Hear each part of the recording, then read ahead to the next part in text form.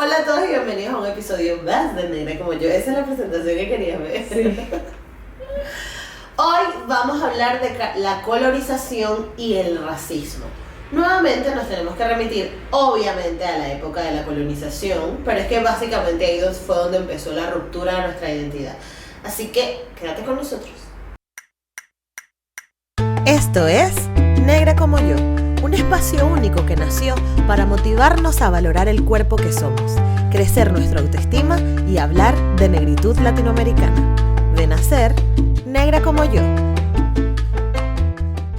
La colonización es esta jerarquía que existe en la sociedad a raíz del tono de piel que tengas, y es un fenómeno que se manifiesta a día de hoy. Es importante que por eso les decía que nos tenemos que otra vez ir al tema de la colonización, porque viene de ese momento, es decir, viene del sistema de castas. El sistema de castas básicamente era cómo se planteó la sociedad latinoamericana, porque no sé cómo funcionaba en los Estados Unidos y me gustaría investigar sobre eso, pero hasta ahora lo que sé es que recuerden que en Estados Unidos hubo una ruptura 100% entre la comunidad europea y los afro. En cambio, en Latinoamérica, como hubo esto llamado mestizaje, ¿no? Es decir, se toleraba más el matrimonio entre distintas identidades o el mal llamado razas, pues existió el fenómeno de el sistema de castas, que básicamente beneficiaba a las personas que tuviesen raíces más europeas, más españolas, y le quitaba ventajas a todas las personas que estuvieran por debajo de este. Para que lo sepan, esto lo vimos en el colegio además y nos los enseñaron como... Eso es lo loco, ¿no? Que nos los enseñaron como algo, bueno, esto funcionaba así era la sociedad de la época, pero era un peor racista y ningún profesor te lo dice, y además uno crece como que, bueno, sí, es así. Y por eso es que yo siempre como que abogo porque hay que replantear de una vez los sistemas educativos y no desde un peo dictatorial como lo hizo Chávez en su momento y que no, esto tiene que ser así, punto, sino de una forma bien pensada, porque es que eso marca nuestra identidad y cómo nos sentimos hoy, y ya les voy a explicar por qué. Entonces, en ese momento nos explicaron que existían los blancos españoles, que eran las personas que venían directamente de España. Luego venían los blancos criollos o los blancos de orilla, no me acuerdo cuál es uno del otro, o es lo mismo, no me acuerdo, ya me corregirán, pero estos blancos, entre comillas, eran personas que nacieron en Latinoamérica, porque además no fue algo que solo se dio en Venezuela, se dio en toda Latinoamérica, eran los que nacían en Latinoamérica, pero sus padres eran españoles y sus raíces eran completamente españolas, es decir, podría ser, por ejemplo, los papás de Simón Bolívar, si te lo pongo de una manera, porque Bolívar ya sus padres nacieron en Venezuela, entonces ya él es hijo de blancos criollos, entonces él ya se convierte en un blanco de orilla, o el blanco de orilla es el que, ya me volvió un culo, pero eso, el blanco de orilla son los españoles que nacieron en Venezuela, y luego los blancos criollos son los que de hijos de esos blancos de orilla nacen en Venezuela o en Latinoamérica, algo así. Luego venían los mulatos, que los mulatos eran la mezcla entre un blanco con un negro. Luego venían los zambos, que era el negro, el hijo de negro con indígena, y luego venían los indígenas o las personas, las identidades primarias de Latinoamérica, y luego venían las personas negras o esclavizadas. Básicamente, o sea, no me quiero poner técnica porque esta no es la idea, ya pueden buscar, hay un montón de fuentes donde le explican específicamente cómo, quién era blanco de orilla y quién era blanco de no sé dónde y tal, pero quiero que entiendan que, o sea, el punto de esto no es que salgan de aquí con un máster en si el blanco de orilla nació en Latinoamérica, no, sino que entiendan que la sociedad ya en ese momento estaba planteando un sistema de segregación por color de piel o por identidad. Y ahí es donde la ruptura con nuestra identidad como que agarra fuerza. ¿Por qué? Porque si ya tú estás creciendo en una sociedad que directamente te margina y te dice, tú eres esto y tú no puedes tener el acceso a estas oportunidades porque no eres como yo, que soy tal cosa, llega un punto en que va pasando el tiempo, generación tras generación, y conseguimos lo que tenemos hoy, ¿no? Que tenemos una sociedad como la venezolana, que es completamente clasista, muy racista y queriendo totalmente separarse desde esa identidad negativa que históricamente nos han querido poner encima. Entonces, obviamente, se generaba un estatus social donde si tú estabas más cerca de las raíces europeas, tenías mejores beneficios a nivel social. Obviamente eso está relacionado directamente con las ventajas económicas que tengas, y obviamente eso está directamente relacionado con las oportunidades de educación, de acceso a la cultura que ibas a tener en esa época, y que además quiero hacer el énfasis en que se viven hasta el día de hoy. Porque esto de que esta frasecita famosa que yo siempre la repito aquí, que dicen, no, es que el negro es pobre porque quiere, es que no surge. Y justo ayer en una conversación con una amiga, ella me estaba contando que en Estados Unidos funciona más o menos de la misma manera. ¿Qué pasa? Que las zonas de viviendas o los suburbios, por decirlo de alguna forma, suben su nivel de estatus mientras mejor rankeada o mejor posicionada esté la escuela de esa zona. Es decir, el sistema educativo de tal zona es buenísimo, entonces la gente se quiere mudar para allá, lo que hace que el nivel de estatus y el costo de la vida o de comprar una casa, un lot o un terreno en esa zona aumente. Entonces, más o menos, el sistema educativo es el que mueve todo esto. ¿Qué pasa? Que si las personas que se van a vivir o las personas que empezaron estos suburbios eran gente que tenía dinero y que además hacía el esfuerzo para recolectar el dinero y para que su sistema educativo creciera, pues se genera esta interacción. Lo que generó que los sistemas educativos alrededor, o sea, que las zonas se vuelvan más caras o más costosas por su sistema educativo. Entonces, ¿qué hacía la gente? Pues, si tienes a 5 personas que tienen cada uno tiene una familia pudiente y además vienen de un sistema de relacionarse con el dinero de mejor manera, y esto es algo que me gustaría también hablar en un episodio, y sé que me estoy yendo por las ramas, pero la relación que tenemos las personas, ni siquiera me atrevería a decir negra, pero las personas que nos ha costado acceder más a un nivel económico alto, a diferencia de las personas que ya viven dentro de un sistema económico alto, es completamente distinta. ¿Por qué? Porque para las personas que crecimos en pobreza, nuestra relación con el dinero es siempre como un pedir, ¿no? Yo tengo que trabajar para que me puedan pagar. Mientras que las personas que siempre han crecido a lo largo de los años con dinero o con oportunidades de educación o con que su entorno tenga más acceso al dinero, no voy a decir que los ricos de Arilla, los millonarios, no, sino personas que se mueven en círculos donde hay dinero, tú el dinero lo empiezas a ver como parte de ti. No sé si me explico. Entonces, ¿qué pasa? Que tu relación cambia completamente. Para las personas que crecimos en pobreza o unas personas que tenemos escasez, hemos visto escasez, nos cuesta más porque siempre decimos, no, es que coño, yo tengo que echarle bola, no, es que no puedo porque no llego. Entonces como que uno se parte el culo para llegar a avanzar un metro, mientras que una persona que tiene dinero se arriesga más porque dice, es que el dinero, o sea, yo lo tengo, o sea, está en mi vida, no sé, he crecido en abundancia. Es un poco metafísico y un poco de programación neurolingüística que me gusta mucho, pero está bien si lo entendemos así porque explica la anécdota que quería contar, que es que entonces las personas blancas o las personas pudientes en los Estados Unidos lo que hicieron fue que su zona, su espacio de donde vivían, las viviendas se volvían más caras porque ellos se esforzaban en buscar el dinero para que su sistema educativo estuviera siempre de punta, tuvieran las mejores escuelas, los mejores profesores, no sé qué. Y eso lo que hacían, pues hacían rifas, buscan, hacen limonadas, campamentos, bailan, hacen todo, bingos, vainas para buscar dinero, mientras que en las zonas segregadas o en las zonas marginadas o en las zonas más populares o negras, las personas dicen, no, pero ¿qué me va a ayudar a mí? Eso por un lado. Y por el otro es que además los impuestos, los sistemas educativos, hay un peo institucional también que le quita ventajas a las personas con menos recursos, en este caso los negros. Entonces, vuelvo a lo que le estaba explicando el sistema de castas, ¿no? Que el sistema de castas lo que genera es que se divida la sociedad. Entonces tú eres pobre, tú te vas a quedar pobre y te vas a mantener pobre porque ese es el círculo donde te mueves.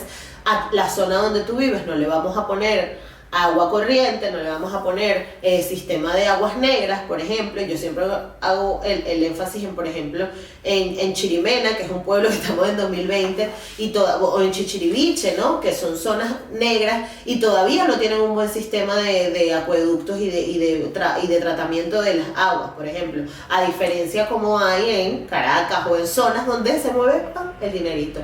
¿Y quién mueve el dinerito? Pues en su momento, pues quienes tenían el dinero, pues si vienen una gente en representación de la corona española con un dinero y aparte dicen, y todo esto que está aquí es mío, empiezan a sacarle productividad, empiezan a hacer negocios con las tierras, porque un país se vuelve más poderoso si tiene más tierra y si tiene más poder. Básicamente por eso es que se generan todos los movimientos de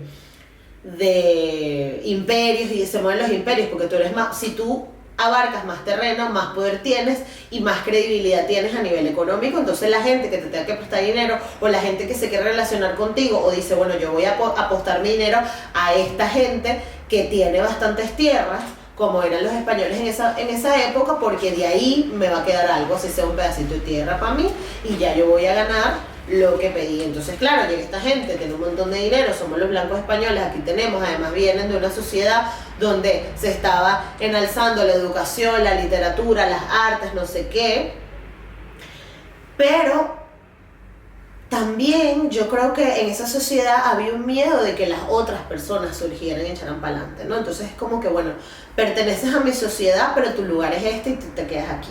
Entonces para eso funcionaba el sistema de castas.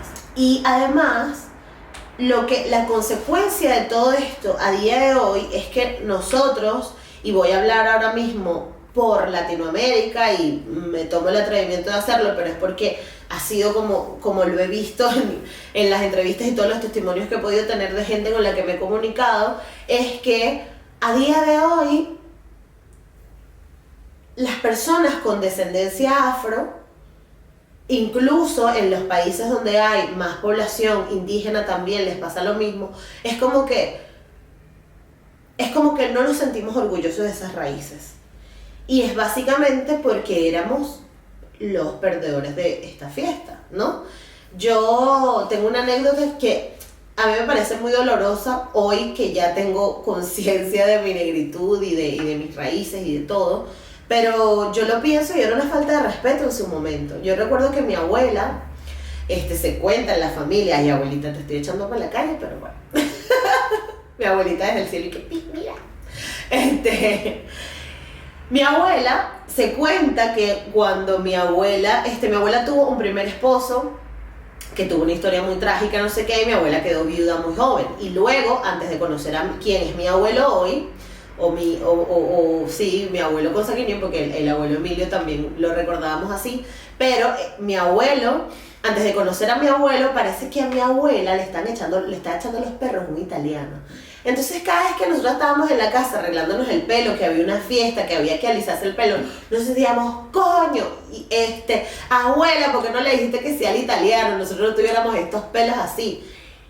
Y ahora que lo pienso, por eso digo que es lo doloroso del pensamiento, porque es que así somos muchas personas negras criadas en la sociedad actual, ¿no? A sentirnos mal por esto que nos dieron. Pero eso no es ni siquiera 100% culpa de nosotros. Es que por un lado normalizamos estos mensajes y por el otro hemos crecido en una sociedad que siempre nos ha negado lo que somos. Bla, de esto se trata Negra como yo. Bienvenidos por si no lo sabían. Pero el punto es que yo me acuerdo que yo decía, abuela, ¿por qué no te empataste con el italiano? Nosotros tuviéramos nacionalidad italiana cuando empezó todo el tema de emigrar también de Venezuela. Y mi abuela, coño, pero ¿cuál es el peo? Yo me gustaba mi negro, no sé qué. Y era como que, claro, porque para mí en ese momento la relación con Europa era como, wow, top, tuvieron pasaporte europeo. Pero aquí estoy, señores, no tengo pasaporte europeo y estoy viviendo en Europa. Y ya hoy tengo 6 años aquí.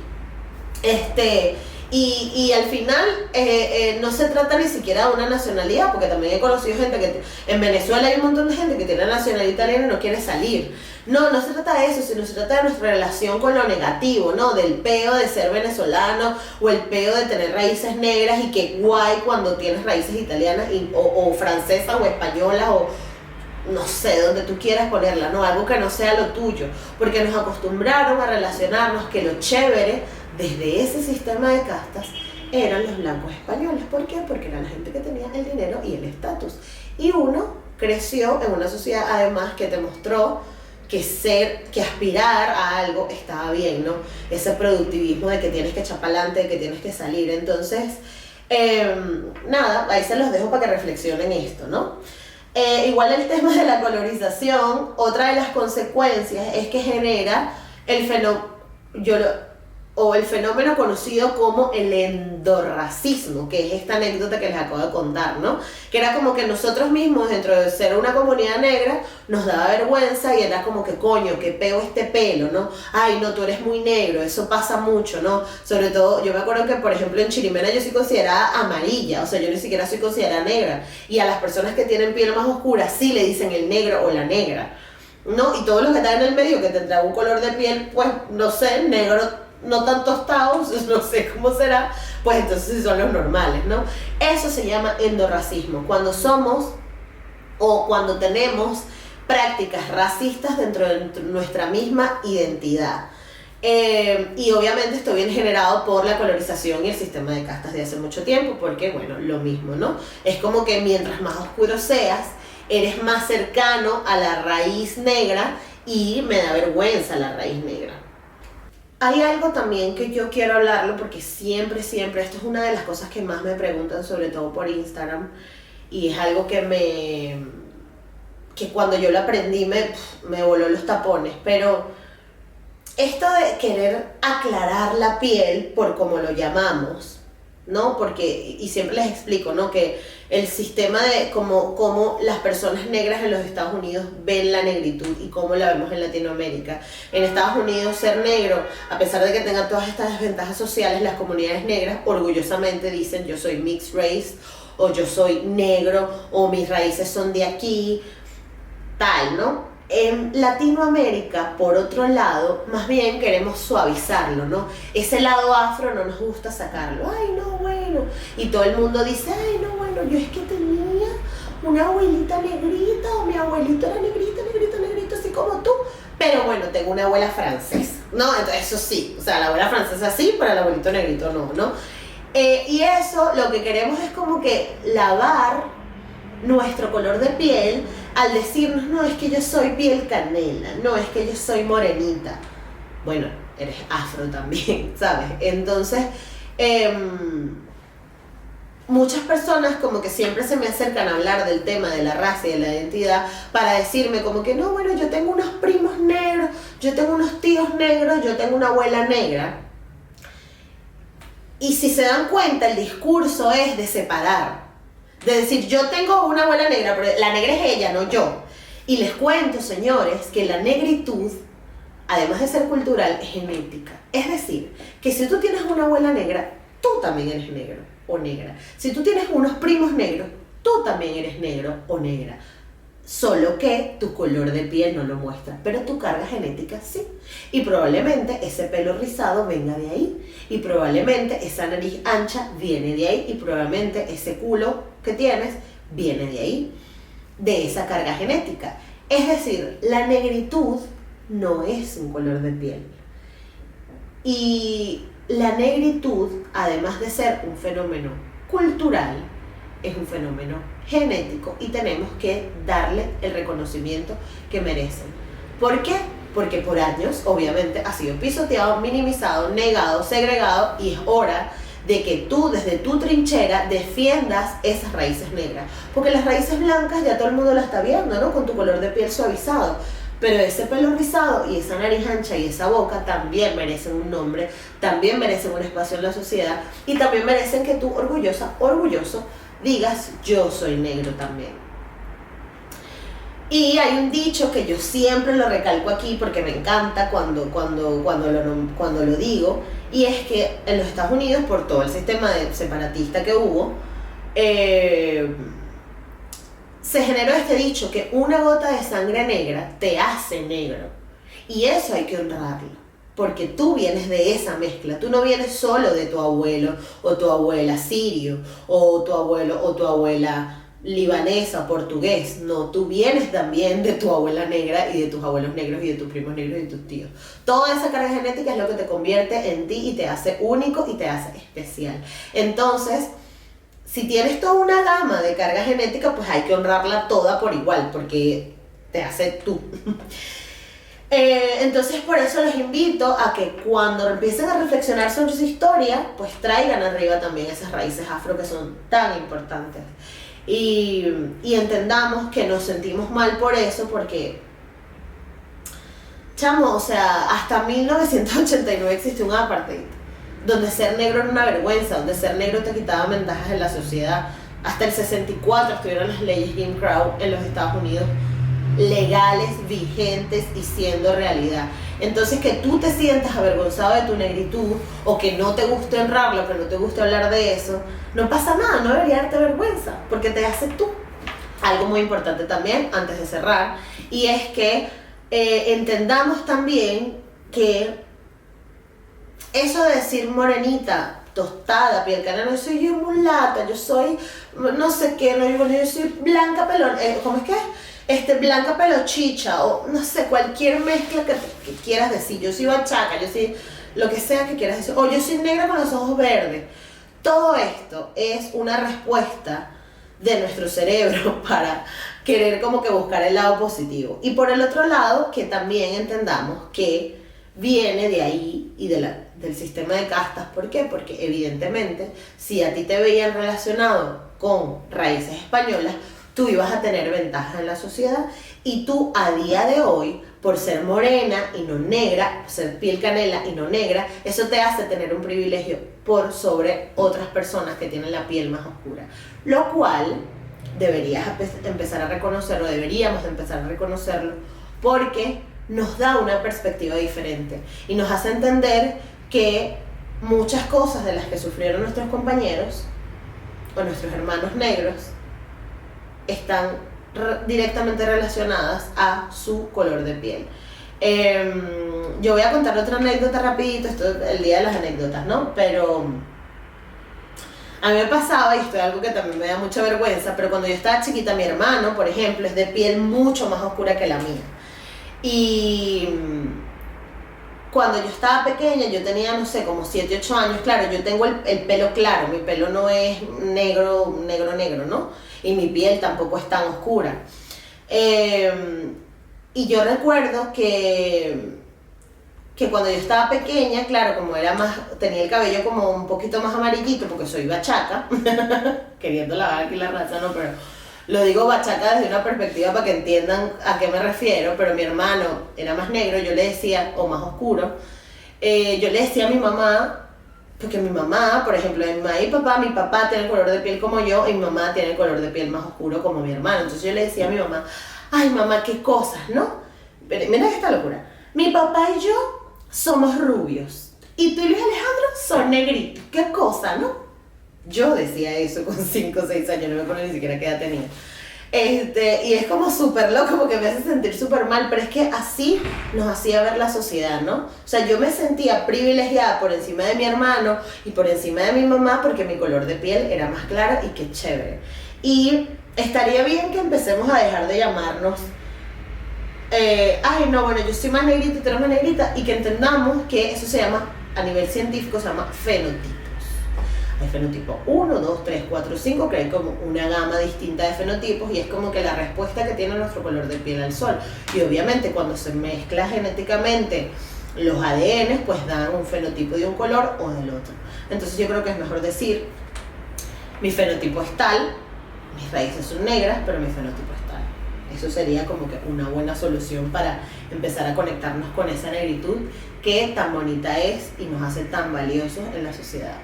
Ya con esto, perdonen por ser tan fastidiosa, creo que me extendí hoy con el episodio sola, pero es que me parecía como importante recalcarlo porque como les digo siempre, es un tema que muchas personas siempre me hablan, sobre todo por mensaje privado de Instagram. Y ya que hablo de mi Instagram, puedes seguirme en @negracomoyo, por ahí. Me puedes seguir en Twitter también, me puedes seguir en este canal de YouTube. Recuerda suscribirte, darle like, comentar si te gusta lo que estamos haciendo, compártelo para que otros lo vean. Y también que recuerdes que estamos en Spotify, Anchor, eBooks, Apple Podcast, por si quieres escucharlo en una plataforma de podcast que te guste y te sumas ahí a la playlist Un Episodio Negra Como Yo. Y nada, que sepas que tenemos un Patreon que nos sirve para hacer crecer este episodio, para comprar pilas, para no sé, comprar... por cierto, se nos dañó una luz y por eso estamos así como en tinieblas. Sí, ¿no? Fue que se nos dañó la luz. Exacto. Entonces, esas son cosas que se tienen que pagar y que se tienen que arreglar. Y nada, nos ayudas mucho si nos colaboras en Patreon, porque hacer esto cuesta, y además que estaría bien para que apoyes a los creadores por ahí que te gusten y que hagan cosas que te tripees. Nada, muchísimas gracias por estar en el episodio del día de hoy. Nos vemos en el próximo. ¡Mua! Chao.